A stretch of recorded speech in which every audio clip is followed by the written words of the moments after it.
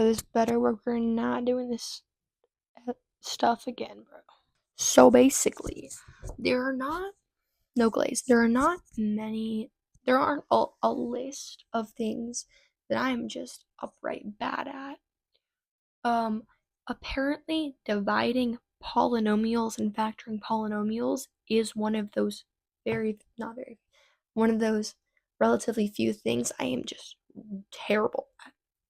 So I asked AI to write me some tricks and tips for dividing polynomials and factoring polynomials and just finding roots and solutions to for 3 polynomials. I had my previous video, I'm pretty sure, was the fundamental theorem of algebra. This is kind of piggybacking off of that.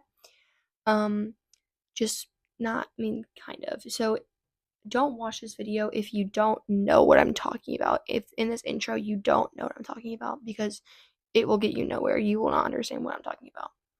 But if you're taking algebra 2 and you're in the unit of modeling polynomial functions and you are on the multiple solution polynomials that you have to divide and it's just a whole thing, this video is for you. Okay, some of these, I'm sorry, I don't know if these are just like if they're just outright like obvious things, because I literally know nothing about this and I'm struggling in this unit right now. So if this is like not niche, if this is just known information, that's taught in schools, I'm sorry, I'm not being taught. I'm teaching myself because, yeah, summer courses are not for the weak, let me tell you. So, first of all, if in your polynomial expression, if this is only, because if you have a quadratic equation, you know how to solve that, you know how to find the solutions for that, like, come on. It's just when you have that leading factor of like the fifth, like to the 5th power, or polynomials to the 6th power is leading or the leading, like, whatever it's called, variable. So basically, rule number 1 is that if you see your equation and you add all of the coefficients together, then one of your solutions will be 1. If you think about it, if you put x in for all those things and you multiply x by, it doesn't matter what the exponent is, because x times anything, or x times itself, however many times, will always be, 1 times itself, however many times, will always still be 1. So if you plug in 1 times the coefficient, it will be a coefficient. So if you add all the coefficients together and it equals 0, if it has to equal exactly 0, then one of your solutions will be 1. Now, that was a segue, unintentional segue. My next point, which is when you are factoring using long division, synthesized division, or just factoring, you have to always write out every variable. So even if the expression reads x to the 4th power plus 2x plus 5, you have to write out those non-given variables. So since you went from x to the 4th power to x to the 2nd power, you have to fill in plus 0 x to the 3rd power. Yeah, because if you don't write that for things like synthesized division, it's going to get all messed up, and long division. So you have to write out all of your missing variables. So I can put an example. I'm not going to. I'm not going to put many examples on here right now. This is more just trying to elaborate, because I'm trying to remember these rules, because boy, am I having a hard time. But so that was a lot of filler words. Hashtag no more filler words. When there aren't variables listed, you have to include them as the coefficient being 0, because they are still there technically, just their coefficient is 0. Yeah, okay, I'm gonna go back to my first point. This is kind of adding on to that. When it is not a multiple choice test and you have to figure out what um what solutions could be and what roots could be, I haven't seen anywhere that there's any um tactic to go about it besides just plugging things in and using a given, just decide, like, just assuming, like, just toying with what x could be. Got my microphone cut off before I filmed a lot of information. So if you don't know what synthesized division is, don't watch this video. It's not for you. But I'm watching this to make sure it doesn't die on me. So $9 off Amazon.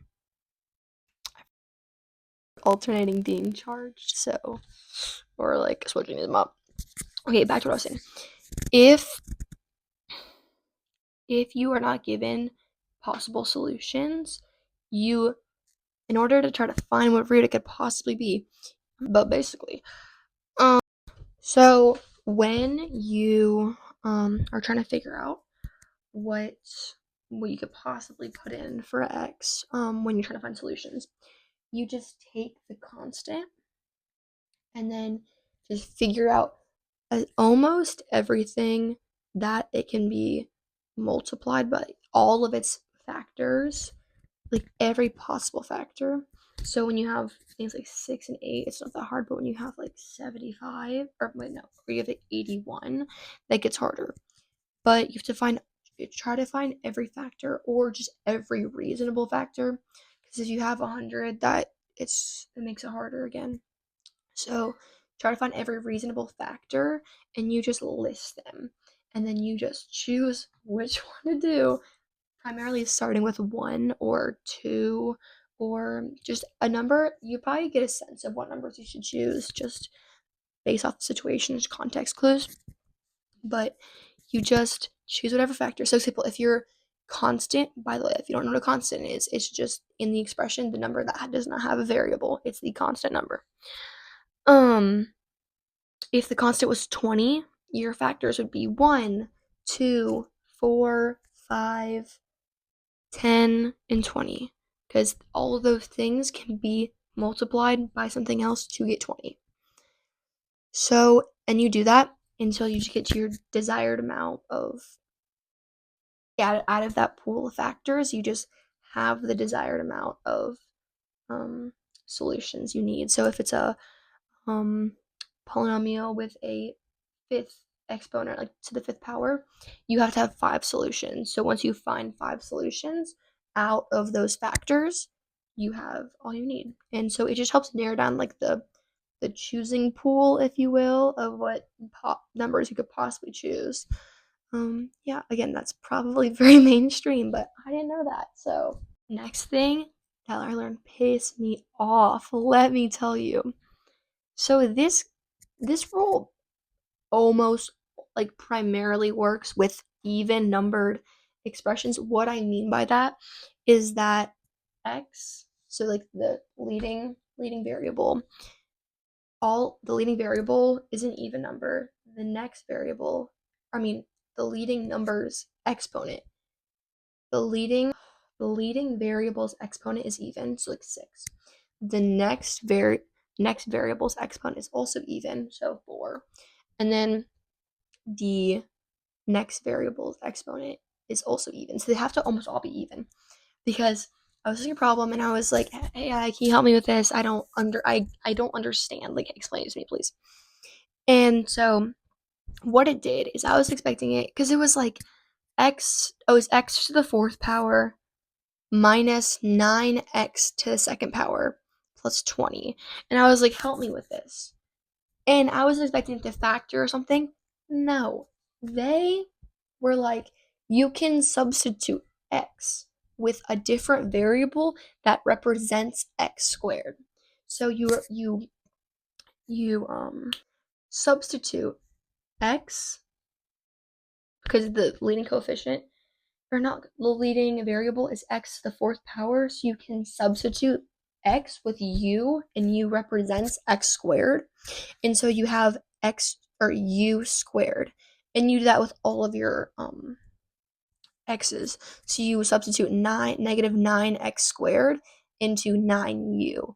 And so then you have a quadratic equation to work with. And I was like, bruh, you'd have to just remember to get the square root of it at the end.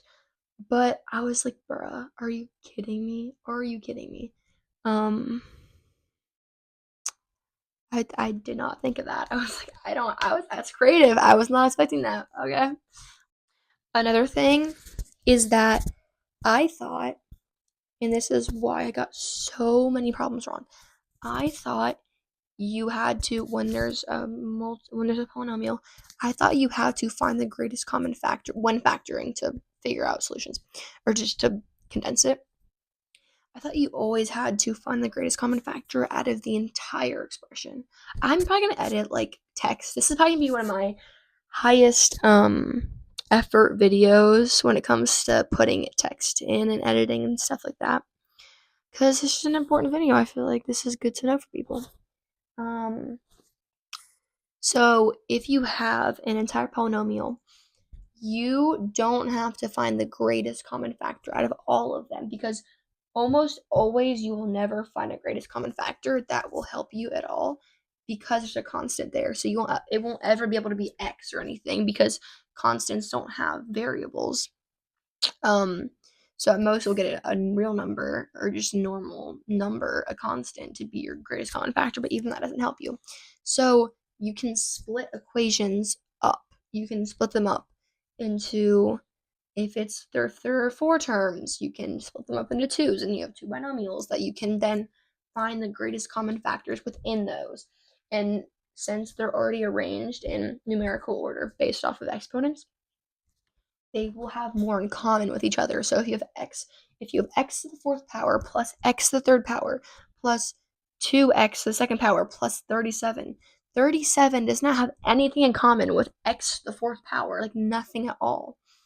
So you can split them up. So then you have x to the 4th power plus x to the 3rd power, and you can say, hey, the greatest common factor here is x to the 3rd power. So it makes it so much easier than trying to find what the greatest common factor of 2x to the 3rd power and 30 are.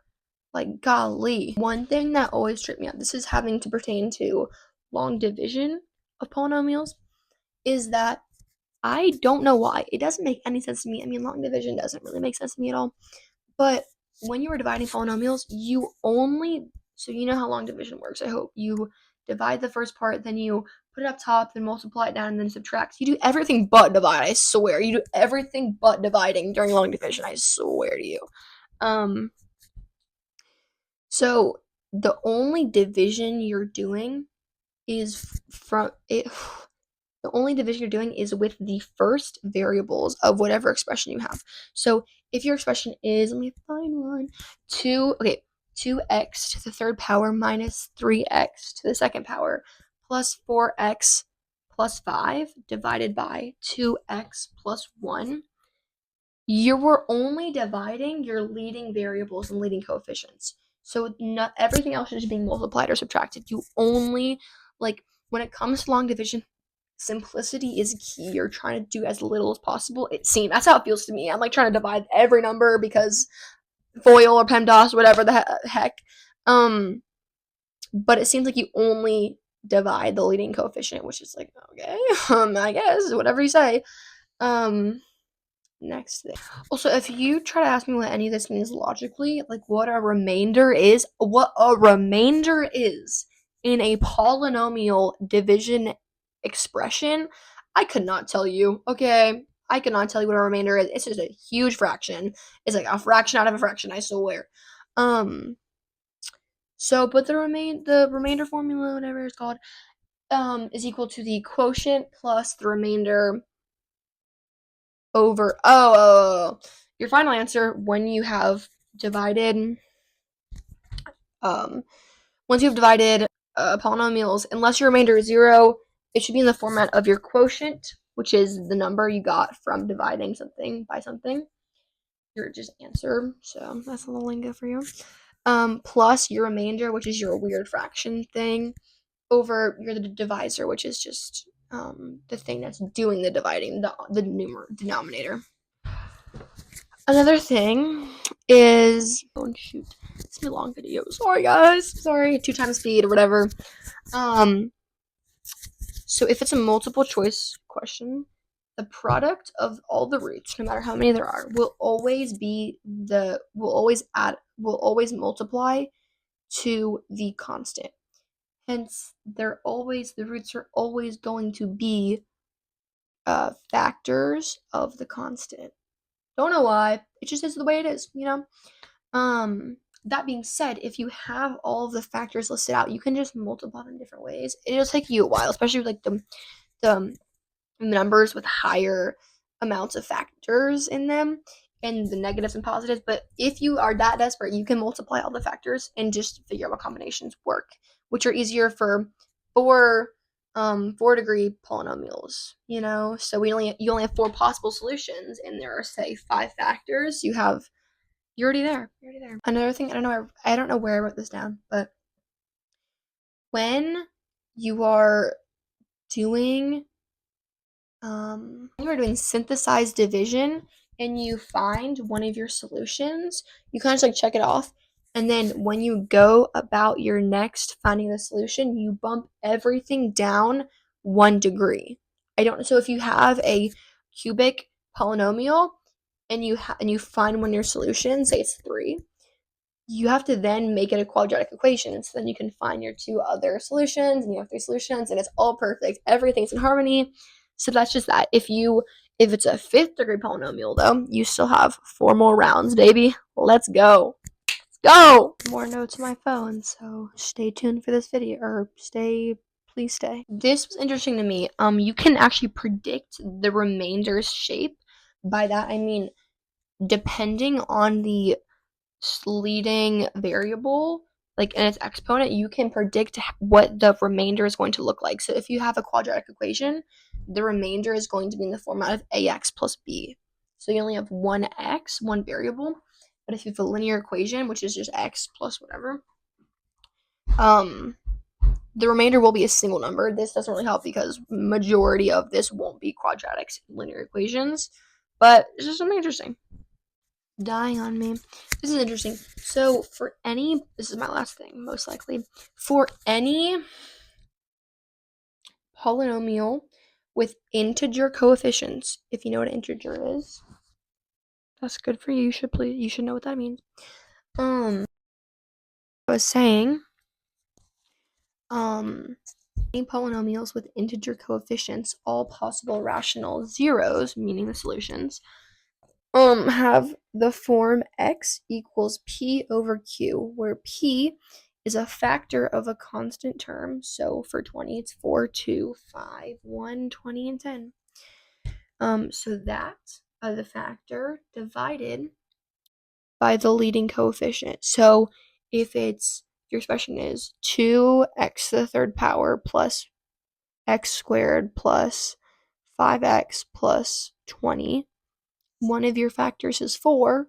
4 divided by 2 is 2. So one of your zeros will be 2. And you can kind of just keep doing this, especially for numbers that don't have a lot of factors. And that'd be an easy way to really not do math. Just plug things in and see where it takes you. But the application of this provides a restricted cheat sheet of numbers to test using division when trying to factor a high degree polynomial from scratch. So if you don't want to do 17 rounds of standard deviation, whoa, that is not right. Hold on.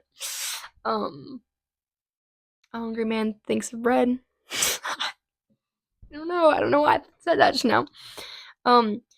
If you don't want to do 17 rounds of synthesized division, or God forbid you to do long division polynomials, if you don't want to do that, you can just divide the factors of the constant by the leading coefficient. And will that take you as long? Maybe. Will it be worth it? Maybe, maybe not. Should you still try it? I mean, I don't see why not. So, long video might be one of my longest videos yet. We'll see when I edit it how much just BS I cut out of me just doing shit. So bye guys. No shout outs because it's summertime and no one wants shout outs. Yeah.